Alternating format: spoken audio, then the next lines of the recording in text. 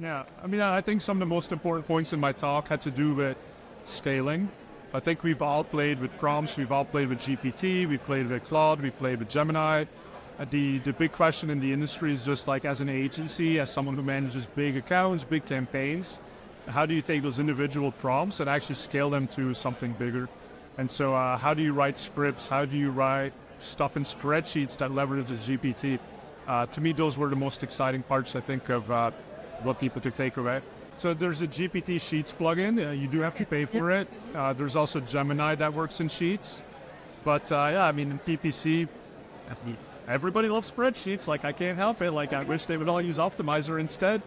But yeah, wherever you want to be, that's where generative AI is coming to. And I think that's another big point is, you know, we all enjoy playing with ChatGPT, but the reality is, like, we have our existing workflows. And if I'm doing something with customer support, I don't want to have to go to ChatGPT to find the tone of an email, right? I want my existing customer service tool to have GPT and generative AI built in. So Optimizer is doing a lot of that, and I know people are using spreadsheets, so I shared ways you can do that. I shared ways you can do it through a script, which you don't have to pay for, you just copy paste it. And then there's also ways to plug that into the OpenAI API and get that generative capability on top of the Google script. You have to be generative AI, or I think you're going to be irrelevant very soon. So for me, it's really, there's a lot of talk about prompt engineering, and everybody has to become a prompt engineer. I don't think that really is going to work as well as people think, because the systems, the AI systems, evolve so rapidly that a prompt that works today is not necessarily going to do a good job tomorrow. But what I would challenge people to do is, like, figure out which tedious tasks that you do today you could deploy generative AI for. And then once you've done that and you've gotten some success with it, now ask generative AI how to scale that up and how to bring it into a workflow, a tool, a script, an app, something that you can do much more as part of your day-to-day. So I did a masterclass, and what was interesting to me is that when I asked the audience, what would you like me to script and help automate for you? Everybody came back with a very generic response, and it was like reports or budgets. And like, go deeper than that, right? Like, figure out, like you said, what is the process? Even if you have a budget management process that consists of 10 steps, which of those steps is the most tedious that you really wish you didn't have to do? And then ask GPT, like, how would you automate that? And maybe it's not even a generative AI that's going to be the solution, but it's like having an assistant that's going to tell you, have you considered these options?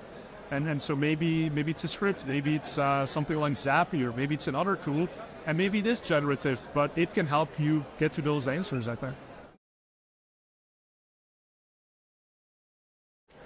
Well, I'll tell them to start an Optimizer. So as a PPC management tool and platform, we've really paid a lot of attention to the things that we can help automate. So whether it's ad text generation, we have a sidekick assistant that helps you communicate to your client what's going well in the account, and it helps you communicate internally to your team about things you could optimize and the reasons why those things should be optimized. Now we have report narration. So you might have a visual in the report, but we also explain what that visual means, so you can have a better conversation with the client and the stakeholder. And now we're bringing it into rule engine. So if you have a conditional logic, which is very much based on sort of traditional metrics, now you have GPT as an addition to that. So you can say, find me keywords with more than 1,000 impressions. I can show Google Ads, but now you can also say, and then for those keywords, run them through GPT and ask how relevant that keyword is to a certain thing. And then based on that output, you can make, range decisions and really start to automate your process. Well, I think it's fair to be scared because it's not going to do a perfect job. It's going to make a lot of mistakes. But think of it as a human that you've just added to your team, somebody who's brand new at the company.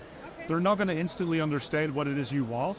We can have a conversation. And to me, what's so fascinating is that I can ask it to do a statistical analysis. And I don't know how to do these things, but I can have a conversation. And rather than me going back and forth on email with my engineering team, or going on Slack, it's like I'm having this real-time conversation with the AI chatbot, and then it's pointing me in the right direction. And once I feel like, okay, now I know what I need to do, now I can go to my engineering team and say, listen, here's the 5 bullet points. And it even comes up with things my engineering team may not have known about because GPT has infinitely more wisdom, infinitely more data that it's absorbed. And then so I can still come in as the human and say, okay, this sounds right, this sounds wrong, or this may not work because my clients are a little bit different in this way. Again, it's about the conversation. It's not about like that instant perfect result. That's a great question. I mean, I think everybody's saying, like, let's go back to being marketers. And at some level, what that means is understand your audience, understand your pain points. And it's not about finding the right keyword, but it's about, we all know what people are going to search for, but how do we have a message that lands, that resonates? And how do we customize that? How do we segment our audiences? Right? So much more about the 5 P's of marketing, about like marketing basics, so promotions. Yeah, target group, who is your target group? Exactly, and add some uniqueness because GPT and generative will do a lot of those things for you. But what it's doing is often very much based on the history of what it's seen, and humans can still sort of add that uniqueness to it. But I would certainly caution against doing the things that it looks like GPT is quite good at. Don't invest too much time in that. Like, figure out what is that next level. And if you have any sort of engineering capabilities, like I've always been a big fan of, scripting, engineering, and deeply understanding the technology, because the deeper you understand it, the more you'll be able to know its limits and how to manipulate it to do what you need it to do. Okay, great. Yeah, that's it. Thank you very much. Thank you for your time, and enjoy your time in Munich. Well, thank you.